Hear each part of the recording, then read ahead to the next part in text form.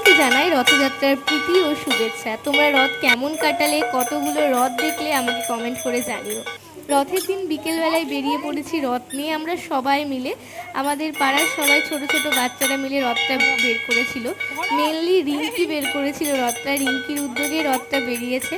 দেখতেই পাচ্ছ আমাদের পুচকু একটা রথ। আর রথের দিন বৃষ্টি হবে না তা তো হতেই পারে না। আমাদের এদিকেও বিকেলবেলায় ভালোই বৃষ্টি হয়েছে রথের দিন।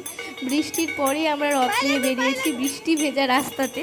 আমাদের রথটা তো খুবই ছোট ছিল। আমাদের এই পিয়াংশী সোনা রথ টানছে, পিয়াংশী সোনার মাপেরই রথটা আমাদের হয়েছিল। দেখতেই পাচ্ছ আমরা খুবই অল্প ঘুরিয়েছি, জাস্ট আমাদের এই রাস্তা দিয়ে বের করে পেছন রাস্তা দিয়ে নিয়ে চলে এসেছি। এই যে আমরা এতগুলো মানুষজন মিলে রথ বের করেছি। তোমাদের কে কে রথ বের করো এখনো পর্যন্ত? আর আমাদের ছোটবেলায় খুব রথ বের করতাম আমি আমার বান্ধবীরা সবাই মিলে। তো সেই পুরোনো স্মৃতিগুলোই মনে পড়ে যাচ্ছে।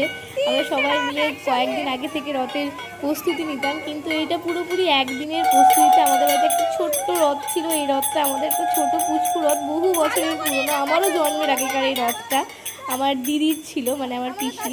তো সেই রথটাতেই একটু টোপর টোপর পরিয়ে ছোট্ট করে সাজিয়ে আমরা সবাই মিলে বের করেছিলাম। আর আগে তো আমরা অনেক দিন ধরে রথ সাজাতাম, অনেক প্ল্যানিং